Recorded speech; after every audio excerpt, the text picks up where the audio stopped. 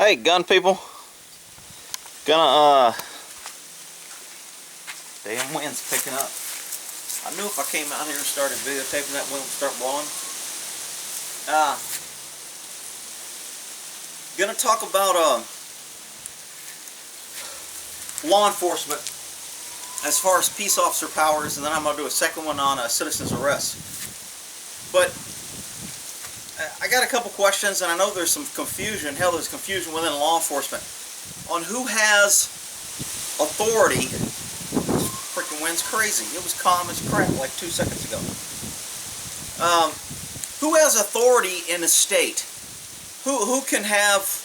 I mean, does a local cop have more authority than the sheriff? Does the sheriff have more than the FBI? I mean, most people kind of understand, and I don't like it, but the feds kind of have priority over federal crimes. The feds, pretty much whatever crime is in your state, the feds have a statute for it. So to say that the feds can't enforce state law is kind of what I would say is not true. If there's a state crime, there's almost a matching federal crime. So the feds can get you if they want you, not necessarily for violating a state crime, but for your other crime. But within the state there, and within the feds, there's a lot of levels of law enforcement on who has jurisdiction. So, and there's, you know, the top law enforcement guy in the land, supposedly is the president, the freaking head chief Muslim crooked terrorist in charge right now. He's in charge of all law enforcement. Who works for him is the Attorney General of the United States. So he appoints the Attorney General, therefore that's his legal guy for most things. Who works for the U.S. Attorney, the AG, basically the Attorney General of the United States? That would be the FBI. So the FBI is the police force for Holder, the Attorney General, not Holder now, I'm sorry, someone else, for the Attorney General and the President. So those are kind of your three top law enforcement guys. Now also under the ladder, I guess, that it goes down is you have Department of Homeland Security, which I think has ICE, which used to be Customs. It has Immigration, it has Border Patrol, it has all these different assets that they combined into Homeland Security. Now, the problem with that, just from a personal perspective, is you don't want federal powers. You don't. The more power you give to higher up, the less the people have control of their own lives. That's why local governments work best.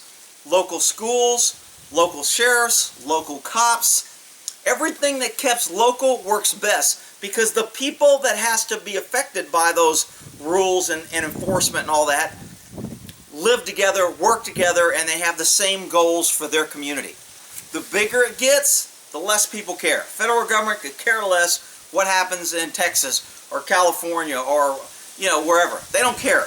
They're the federal government. They don't care what happens in the state. All they want to do is get the money, get the power, maintain the power, and have people fear them so they can keep their power. So now each state, of course, you have your hierarchy of the governor is kind of like the president of the United States. Well, the governor is the president of a state. So he's the head law enforcement guy in that state, and he's elected. Most elected people are what they call constitutional officers. They've been put in there per election. So under the governor, he has his Attorney General, who is the next guy. And then under the Attorney General, you have normally your state police. Your state police, your state investigators in California. It's the Department of Justice. So that's kind of in correlation to the President, the U.S. Attorney General, and the FBI. So you have the governor, the Attorney General, and then your state agency, where there's DOJ. I think in Texas it's more kind of like the Texas Rangers. You have kind of your guys that work directly for the Attorney General.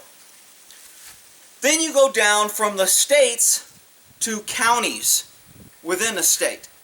And a county usually has an elected sheriff. So the elected sheriff is usually the highest guy, law enforcement-wise, within the county. But within that county, you have a district attorney or a city attorney or the state's attorney, whatever they call it, depending on what state you're in, that attorney, the sheriff kind of falls under him. So unfortunately, most of our law enforcement is run by lawyers. The president, the attorney general, and then the FBI. The governor, the attorney general, and then the state, DOJ, whatever your state police is. And then in the counties, you have your district attorney, state attorney, whatever. Then you have your sheriff. And your sheriff is an elected guy over that county. But he pretty much works for the DA. Now in California, the DA was the highest law enforcement officer in the county. So whoever the district attorney was in that county, every other law enforcement, the district attorney has an investigator for that district attorney. He could take over any investigation. He could take over power. We could take over crime scenes. We could do whatever we wanted on the authority of him. And even though the sheriff was an elected guy and it was his county, the DA, the attorney, was the highest law enforcement guy in the land, in the county. So then under that you have the sheriff, and then your sheriff, a county, may encompass cities. And in each city you have the same hierarchy. You've got the city mayor, who is kind of like the governor or the president of his small pond, the city, and then he's the mayor. Sometimes they'll have a city council or council. The police chief works for him, and the district attorney of that county is still kind of up there. So you kind of get into a little bit where you have counties and cities. Some cities like San Francisco, there's San Francisco County and San Francisco City. It's the same thing. So you don't really have the city police pretty much do all the enforcing. The San Francisco sheriff don't really patrol the streets. They run the jails and the correction facilities. So now Sacramento County in California, you have the Sac sheriff, and they pretty much run the whole area. But it's still Sacramento County, and then you have Sacramento City within that county.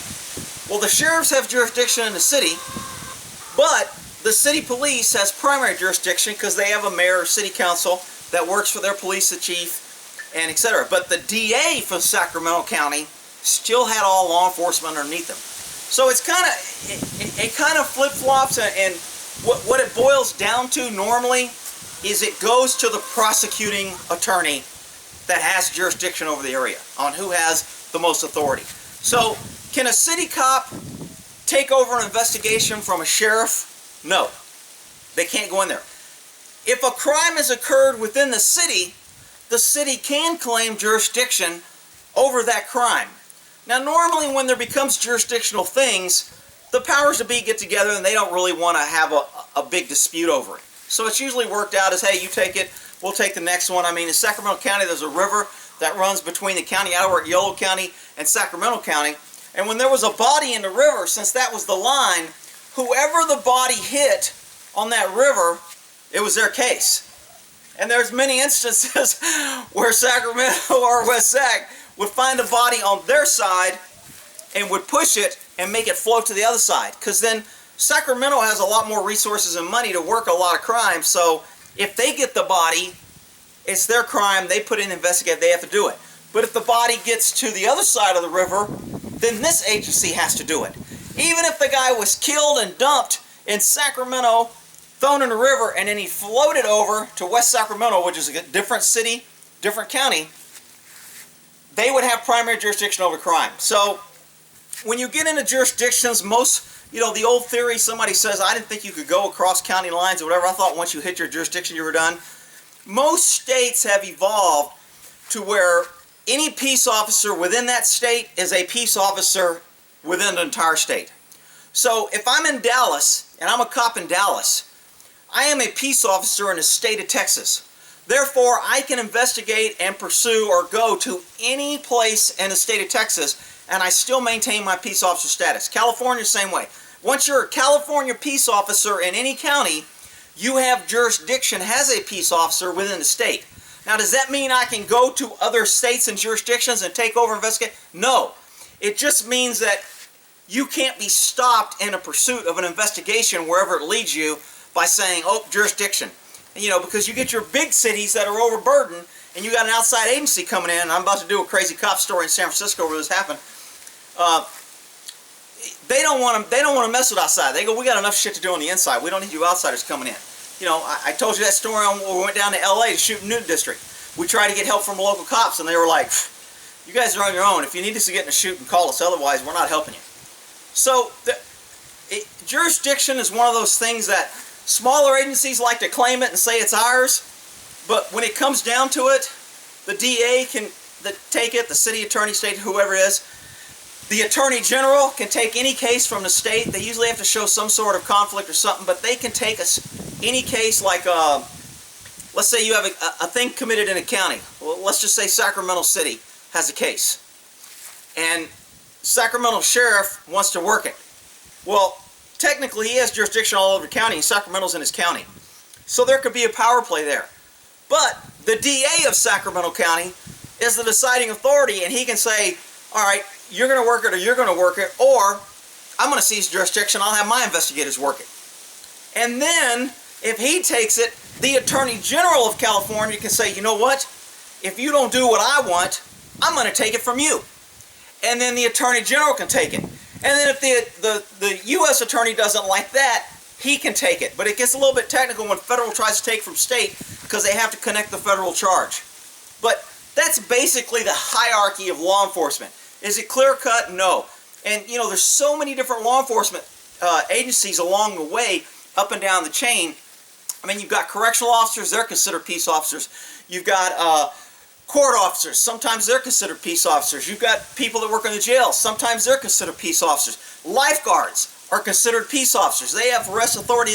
They're a peace officer in the state of California. A lifeguard is a peace officer because they're out there stopping crime, saving people, doing things. They're putting their life at risk. They get certain powers and protections. By making EMT, in some circumstances, are considered peace officers because they're out there trying to save, direct traffic, etc. And if you assault one of them, it's considered assault on a peace officer. Now, EMT are not peace officers. In a statute where they label peace officers, they have different subdivisions. Like your top peace officer status, where it usually includes all state police, local police, city police, and sheriff. They're classified as peace officers 100% without state blah blah. Then you have a lower level of peace officers that are only covered sometimes with exceptions. Kind of like you're a peace officer only when you're on duty. When you're off duty, you're not a peace officer. Or you're a peace officer only in conjunction at work. Air Force cops, when we worked as a cop, we were peace officers while we were working on the base or carrying out our peace officer duties. But once we were off duty, we did not have peace officer status up and down the state. If we were on duty, we had peace officer status up and down the state. So different levels of peace officer status are given.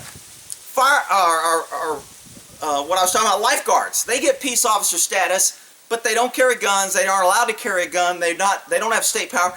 So you can limit the peace officer powers, but and my next video is going to be on citizens arrest. But I mean, most citizens have kind of almost the same authority as a cop. You just put yourself out for a little bit more liability. Cops are covered with a limited liability, so when they act, it's kind of presumed they had to be there. They were in the course. They're given a lot more leeway. Whereas a citizen, when he acts, he didn't have to act. He's not getting paid to act. He wasn't required to act. He's doing it on his own. So the justification is a little bit higher when a citizen acts. But the peace officer, the powers, I mean, as a citizen, I can kick doors, chase you in a house, use exigency, use force to control you and stop you. I can pursue you. I can do all those things as a citizen. But the justification is going to have to be more on me. I'm not going to get the protections that a peace officer gets. But it's still legal. So hopefully that clears up on kind of how the different levels of law enforcement, how it can get confusing. But what it normally boils down to is whoever has jurisdiction to prosecute and charge that crime, they're the final deciding authority on how a case is going to be handled, what's going to happen, etc. All right? So I'm going to go ahead and end that one there on whatever the hell I was talking about. Peace officer, different things. All right, we'll end that there. Hopefully the wind wasn't too bad.